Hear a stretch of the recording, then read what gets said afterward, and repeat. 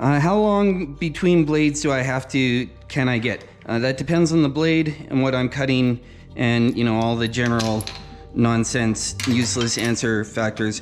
But for me, this one is getting swapped because this is a framing blade with some teeth, and this is an ultra finish blade with looks like at least 3 times more teeth, or close to 3 times more teeth. This is probably like a 20, yeah, this is 24, this is a 60. That one was just chewing up the ends of the boards, and now because I have to do some ends that can't be chewed up, I wanted to put a better blade on. Warning. Ooh, good job, Diablo.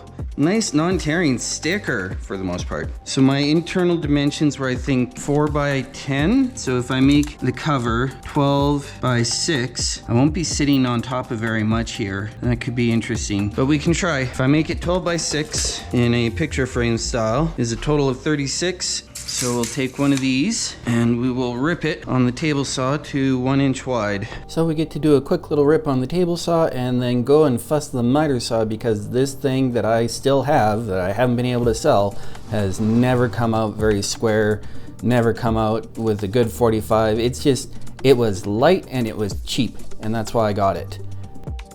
At the time I wasn't doing enough fine detail carpentry to make replacing it make any sense.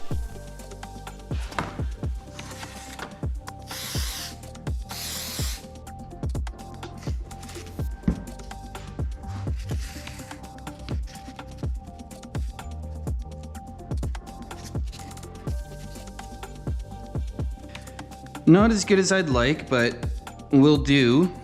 Will actually not do, because I forgot. I need to cut these at 1.25 inches wide. And the reason I need to cut it at 1.25 inches wide is I need a little bit of an under ledge lip here, and I need to run that through the router table. So, whoops. Well, at least I know that this will work. Well, test piece seems good. Well, round 2.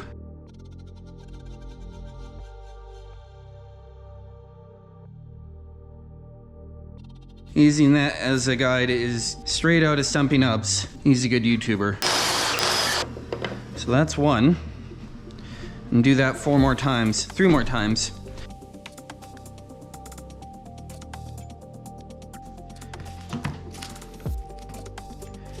So this is another one of these. We're gonna give this a little bit, we're gonna set this aside and give this as much time to sit up as that might want, because it does need to be pried out a fair bit. I'm using crazy glue because I wanted to glue it and install it on the same day. Plus, I had to make 4 of these, and I don't have enough clamps to do that with regular wood glue. I have given this more time to cure. I have pre-glued the back joints. We're going to do one of these corners and hope that trying to spread this does not pop one of those joints. So we're gonna be as careful as we can.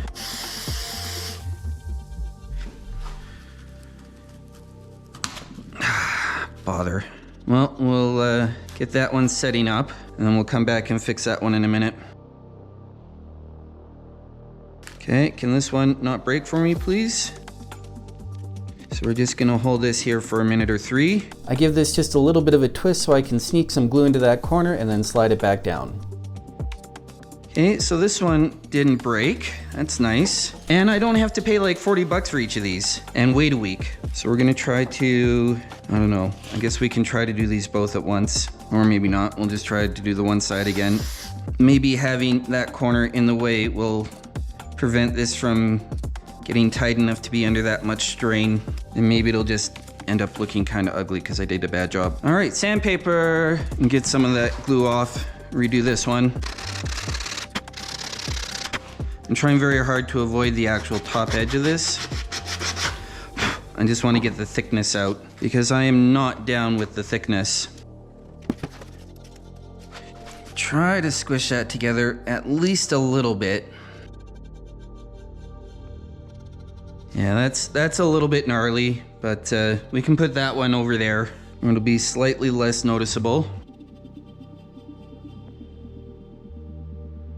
What I really need is a miter saw that does better miters. The hard part is going to be getting this to match exactly, but we can sort that out. This is hydraulic cement. Supposed to be watertight in like 5 minutes. I used to use pre-mixed subfloor patch for this sort of thing, but this hydraulic cement works so much faster. I can put it down, go fuss around a few other things for a couple of minutes, and by the time I'm done that, I can get right back to work. Okay, well that really shrank up a lot. I definitely need more than that. Holy cow. Well, this has a learning curve. And leave it alone for 30 seconds, it's like, and we're done. So it's supposed to turn into a putty that you can mix in your hands. All right, let's get a move on. Like that was not 3 to 5 minutes. I'm leaving more of this in here, so if you ever want to try hydraulic cement, you have a better idea of what to expect. So I'm gonna need more than I thought, for sure. But I'll try to do what I can with what I have here first.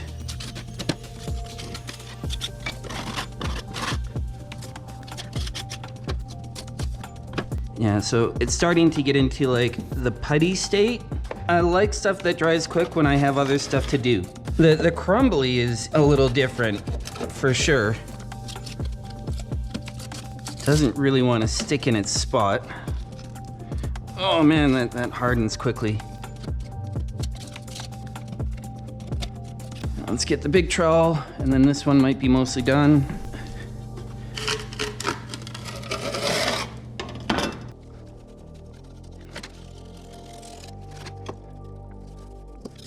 All right, well that's fairly filled in.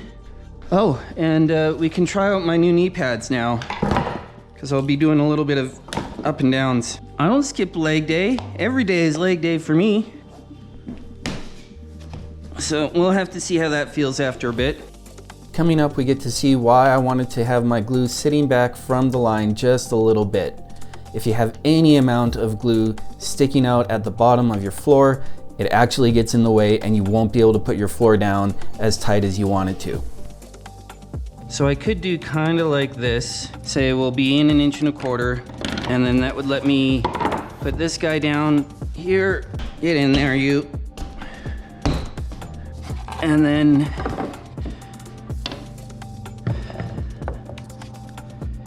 so we kind of eyeball it this way, and we come 1 1/4 inches in that way. Then I could trace that out. Then we can line this up on here and make sure we're mostly centered over that. So I'll do that, and that, and that. Now I can move this, get this guy put in. Then I can put this right back up on top and trace this out again.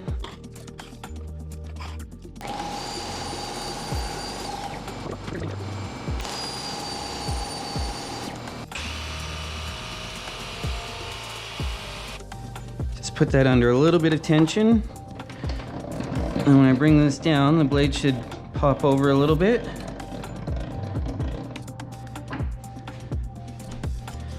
And we can give this a go. Put a shim at the back because my miter saw sucks and I needed some way to make an off square cut. That's straight now. I don't know if it's the right angle, but it's straight.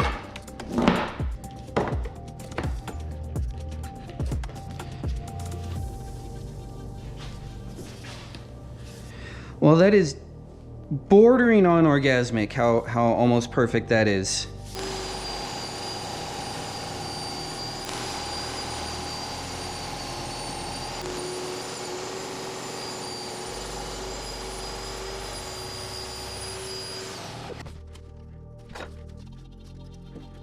So if I split the difference here and here, and maybe squeeze this in a little bit, that's gonna be acceptable. It'll do!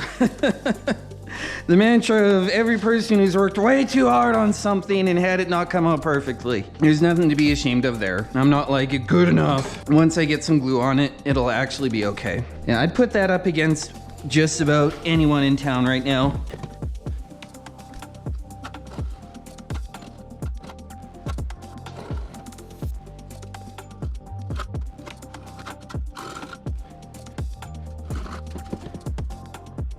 It's peanut butter jelly time, it's peanut butter jelly time. You know, I'm not a big fan of jelly. I like jam. Not a huge jelly fan though.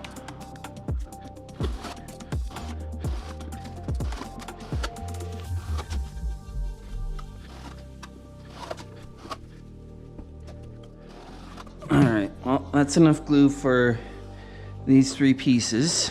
After these 3 pieces, it's basically easy going until we get to the, well, not even the end, the next row. The next, like, set of 3 rows. And then we'll have a little bit to do around that corner. And then, I mean, we can get 3 rows before we even have to get into the closet space.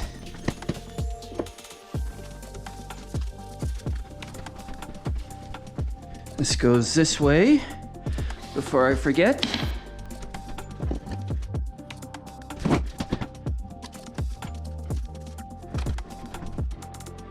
Just trying to get a very little bit around the bottom edge.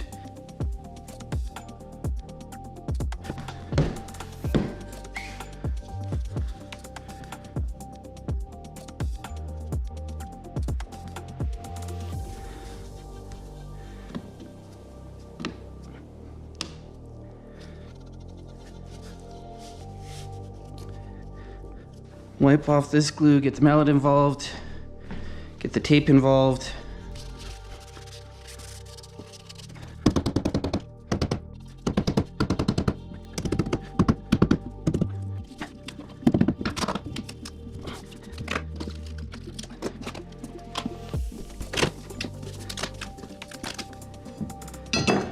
This would be much easier with 2 people.